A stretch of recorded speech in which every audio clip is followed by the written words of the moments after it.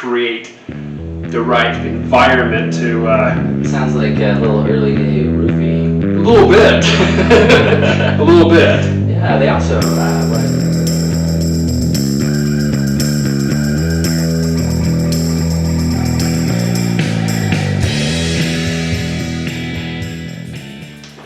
Welcome to Words of Whiskey. I'm your host, Aaron, and today, go ahead and introduce yourself. We've got a guest. My name is Bremond.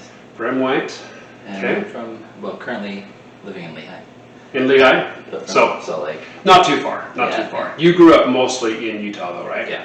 But you've lived in a couple other places. Yeah, I spent some time growing up in Tahiti, Yeah. French Polynesia, That's and pretty cool. a whole 2 years in South America.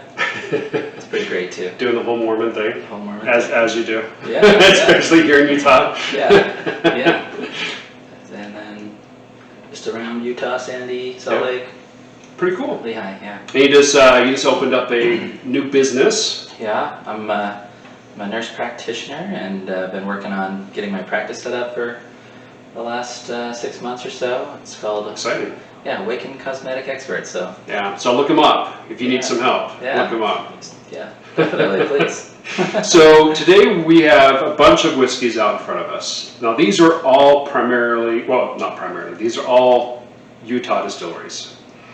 And the reason why I brought out Utah distilleries, we're going to talk a little bit about alcohol history of Utah, which is actually pretty extensive, actually. The early Mormons loved their alcohol. Yeah. Believe it or not, it wasn't quite as much of a taboo. It wasn't more of a, the word of wisdom that they had. It was not as much of a strict law or rule. It was kind of a guide, a principle, whatever. Yeah. Multiple people still had their temple recommends and everything in the early Mormon pioneer days, if you had a few. That was because pretty much everybody did. Yeah. Everybody did. So we're going to talk a little bit about that. And of course, we're going to try some of the Utah current whiskeys there. Yeah, I'm excited. Excited? Yeah, Okay. really excited. So how much do you know about the history of alcohol in Utah? Not a lot. Not a lot? I've read up a little bit before I came over, but I think what I was reading and what I watched. I think that Mormons back in the day liked alcohol as much as Mormons like it now, Yeah. which is a lot. Yeah. But they just try to hide it a little. A little bit. Yeah. I mean, back in the day, when Utah was first established, they started brewing and they started distilling almost the moment they established the city and established the culture, because it was pretty normal. Back in Joseph Smith's time, he had his sacrament wine. And as long as it was wine from your own make, that was the difference. It had to be from your own make. You can drink it as much as you wanted to. Yeah.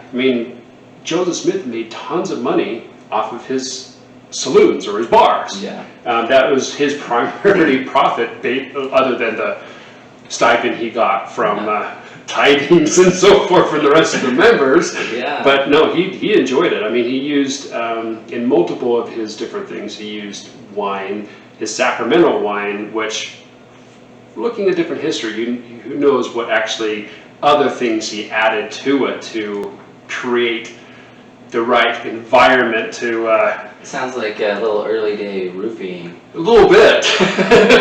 A little bit. Yeah, they also, what I was reading is that, pioneers coming across, they would distill some pretty heavy whiskeys for medicinal purposes. Yeah. They didn't have antibiotics or whatnot, so they would be No, it's pretty common. dumping whiskey over wounds and whatnot. So.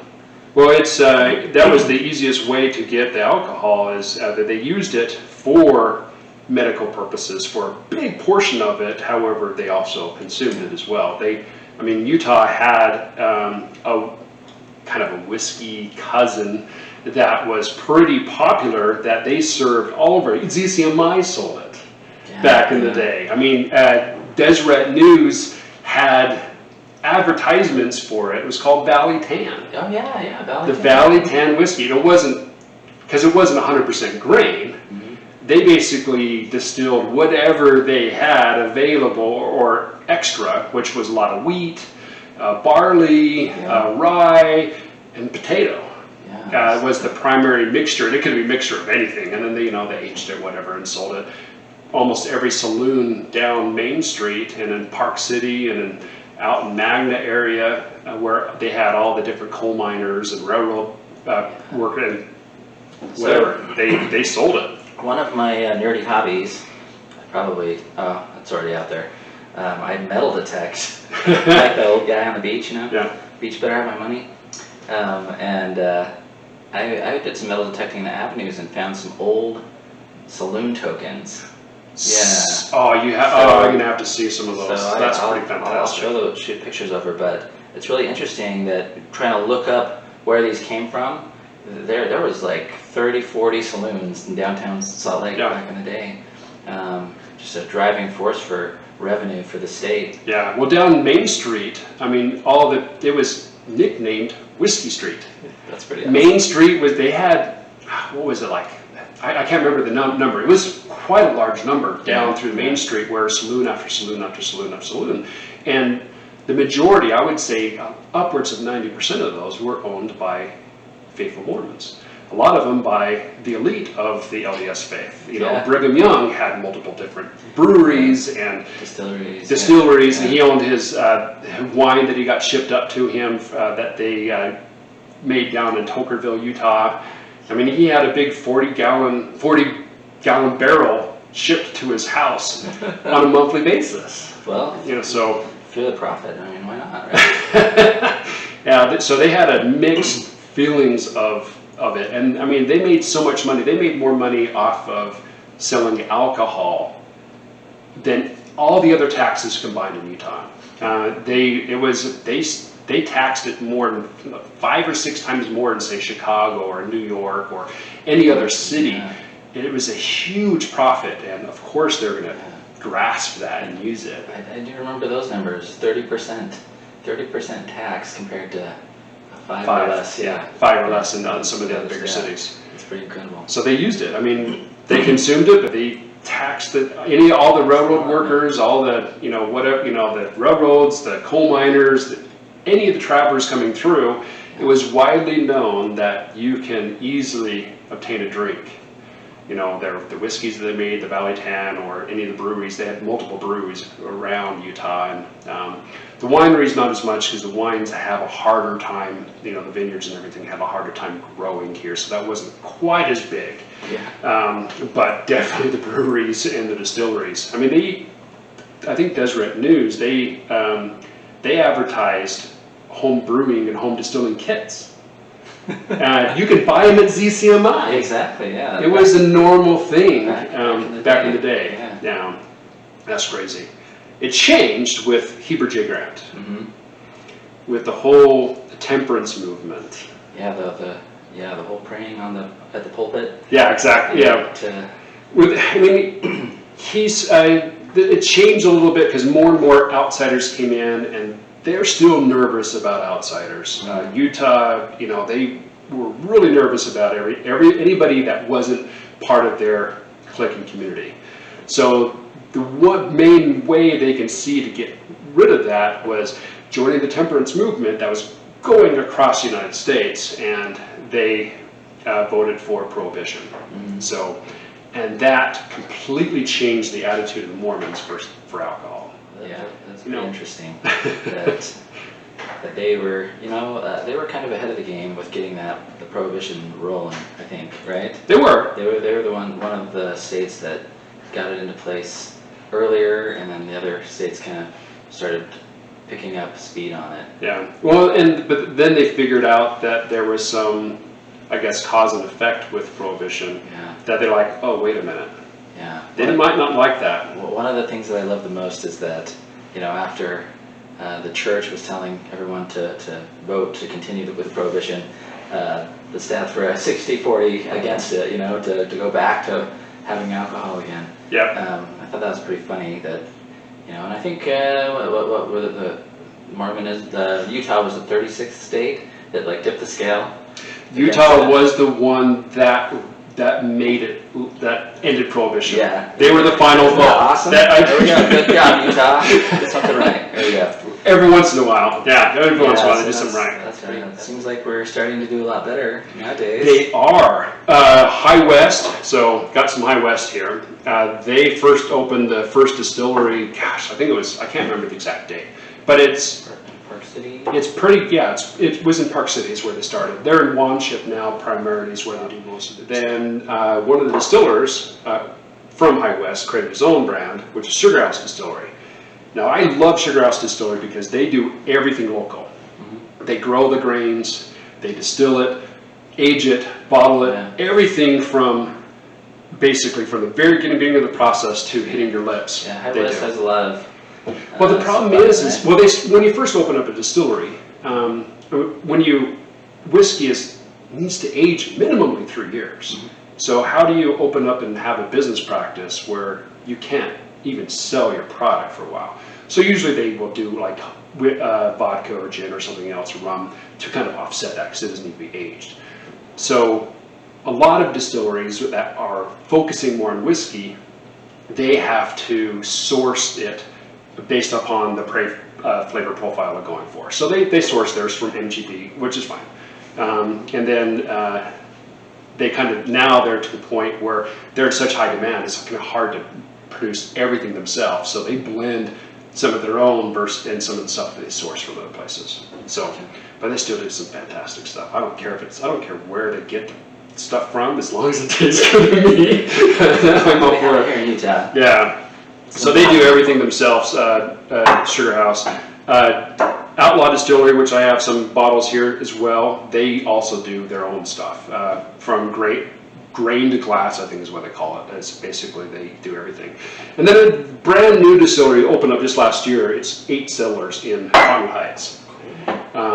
I love their bottles. If you go to their saloon, it looks very much just like High West. They're almost copying it, so if it's not broken, Yeah. But since they haven't been around for very long, this is pretty much going to be 100% sourced. Okay. But it's still bottled in Utah, so it's a Utah product. Figured we'd do it. Great. So why don't we pour some? We brought some little sacrament cups. We can try some of these whiskeys. So we got them right out. So we got a couple from High West, Sugar House, Outlaw, and 8 cellars. Right. So why don't we do some pouring? And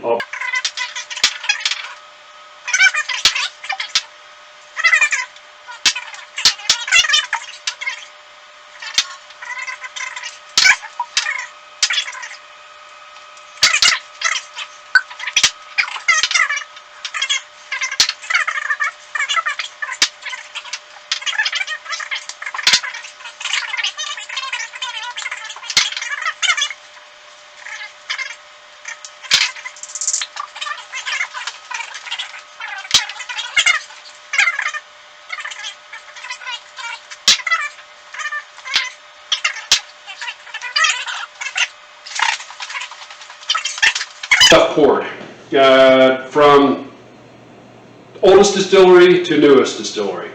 So we got a little bit of each of them.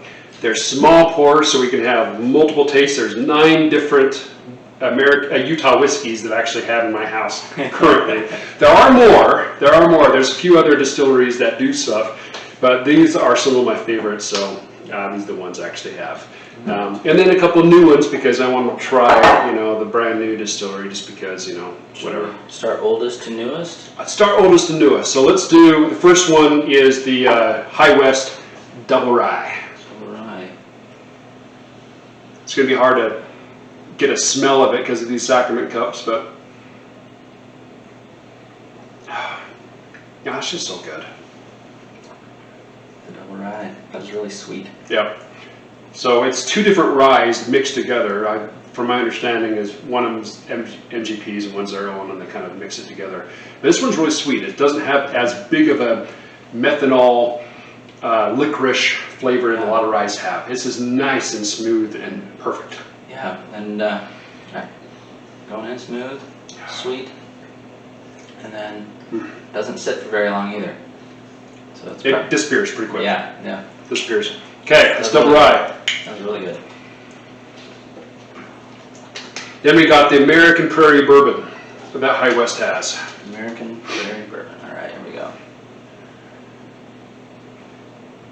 Yeah, it's hard to smell these little. So what I like about their bourbon is it doesn't have a lot of the has a lot more caramel vanilla flavor. Yeah. And it doesn't have as much of the has a weird kind of charred corn bite to it that a lot of them have. Right. This one's kind of nice and mellowed out. You can taste the corn. No, you Taste the corn, and same thing like the other, like the rye. It doesn't sit for very long once you drink it. And none of that burning really. It's really smooth. Yeah. Oh, good stuff. Okay. Yeah, I'm liking that. Good. On to the Sugar House. Sugar House. We're actually going from my favorite to, well, they're all, I like them all, but. So, first one we're doing is their rye. Okay. I actually really like Sugar House's rye. I can smell this. Almost reminds me of like, maybe my nose is not too great, but like going to a swimming pool. Like, a little smell of chlorine or something. Really? There might be some on your fingers. Alright, let's see. I really like that one. So, It has much more rye flavor than the double rye. yeah, it hits your tongue a little bit. Makes it have that little numbing Yeah, sensation it does. real quick, but then it's smooth going down the back. See, I pick up like when you go camping and you get the roasted marshmallow. It tastes like charred roasted marshmallows. Yeah, I can. Yeah. When my wife, when I mentioned that to her, she's like, "Oh, you're full of shit." Yeah, I can see that. Okay. That was good. Same thing. That one sits in your palate for a little bit longer. But Yeah. I wonder if there's a little bit of oilier. I don't know. I think Sugar House does an excellent job with some of their whiskeys. I've never been disappointed with Okay. anything I've gotten from them. This is their bourbon. I bring this backpacking with me a lot. That one you can smell the caramel. Big time caramel. Oh yeah, yeah. You can taste the caramel. Yep. Pretty heavy. And it still has this lingering effect of the rye flavor that they do because it's a high rye bourbon is what they do. Yeah. Which is kind of probably why I like it a lot. But it's great. Yeah. Caramel hits the front of your tongue pretty good, and then goes like down smooth still. It's like a Werther's original. Oh, that's good. That's really good. Okay, their American single malt, 100% barley. 100% barley.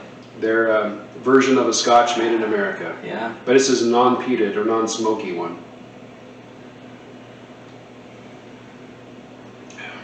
You can definitely smell it, the barley. Yep. See, it reminds me kind of a mixture of it, kind of like a Highland, a very mild Highland Scotch. Wow, this is But it's more caramely and a little bit more body to it. This is super light going down. Yeah. Like really, like almost as like a tasty whiskey water. This is the Valley Tan. That's no. High West used to make a Valley Tan. It's yeah, it's really light.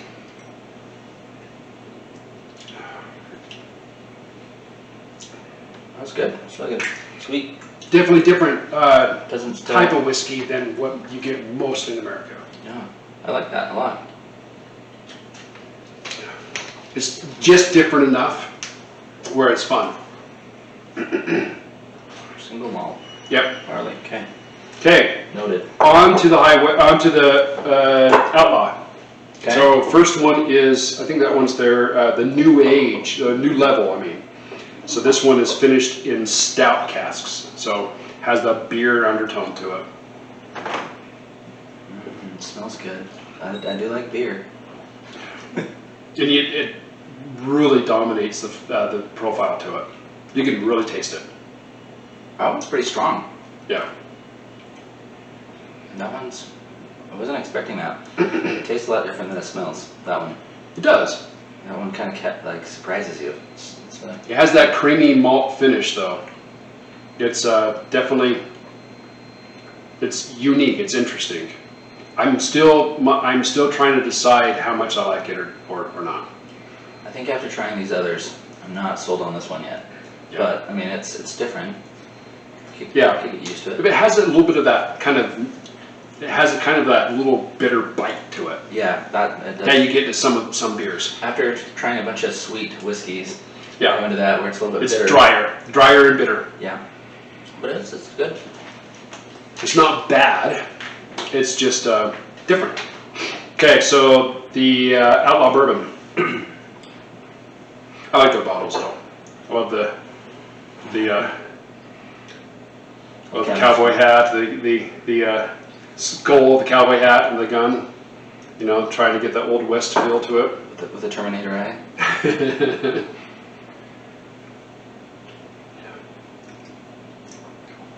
So I like their bourbon better. Their bourbon is a little bit less bitey, and it's a little bit more. I like the bourbon too. It's almost liquorish in a way. It than some of the others. Yeah. It has that. It definitely has the bourbon little warmness going down. It does. That's sweet as well. It's not too bad. I'm a terrible describer of whiskey. This is good. Yeah, that's good too. This is good, but just good in a different way. I like this. Okay, now we're on to the 8 Settlers, the new one that just opened up in September up in Cottonwood Heights. Yeah. Named after the 8 families that settled Cottonwood Heights area. So Very cool. that's the reason we call it. So with the newer whiskeys, bourbons, Mhm. when they haven't been kept for three years, or what do you find that that they're usually smoother, or they're more bite? These are probably still aged. Doesn't have an age statement on it. My guess is tasting these ones, it's probably between 5 and 8 years old. So, yeah. So this one is Ragtown. This one's more of their high rye. It's more rye, Okay. and you can it doesn't smell as much rye, but you can taste it. Oh yeah, you can definitely taste Taste it. it, yeah. But it's So that's It's a good mix, because I think it's a rye with a lot of corn. I think it doesn't indicate what their mash bill is or anything, so I have no idea what else is in there. But it probably has a teeny bit of barley with a lot of corn, and mostly the dominant is rye.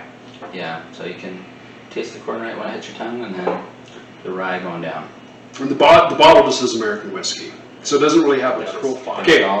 And the last one is Devil's Gate. This is it says corn bourbon, so it's got to be at least 51% corn. But as add a little more water so I can taste it. Yeah, good idea. Smells good. I kind of like their Ragtown a lot more than their Devil's Gate, but I kind of been more leaning towards a little bit more rye lately. Yeah. That I liked a lot. Well, I'm pretty impressed with all the Utah whiskeys so far. They actually do a fantastic job. I'm actually pretty impressed as well. So this is their bourbon. Yeah. This one's a little bit more dry and a little bit more weedy and a little bit more grassy than some of the other bourbons that we've had. But it lingers longer. The flavor lingers longer. It does. It's still pretty sweet.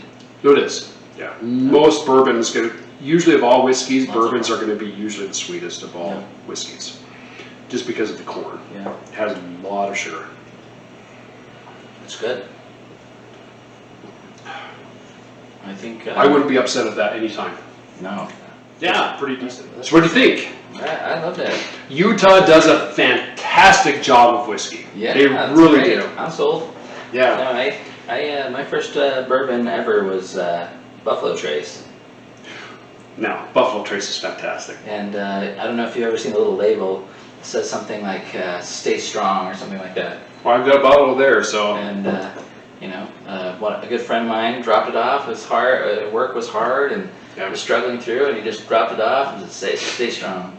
Okay, And, I have a couple. first I have a couple of Buffalo wonderful. Trace products that are better than regular Buffalo Trace. So we're going to try that, but In the meantime, thank you for joining us. And please like and subscribe. Thank you so much for coming on. Thank you for having me. It's great. And thanks for trying like a shit ton of whiskey, because it is just fantastic. It's never a bad idea. It's Sunday afternoon. We should keep going. Sacrament meeting. Yeah, sacrament meeting. It's Sunday. That's the reason why we have a little bit of these glasses. So appreciate it. Thanks for joining us. Until next time.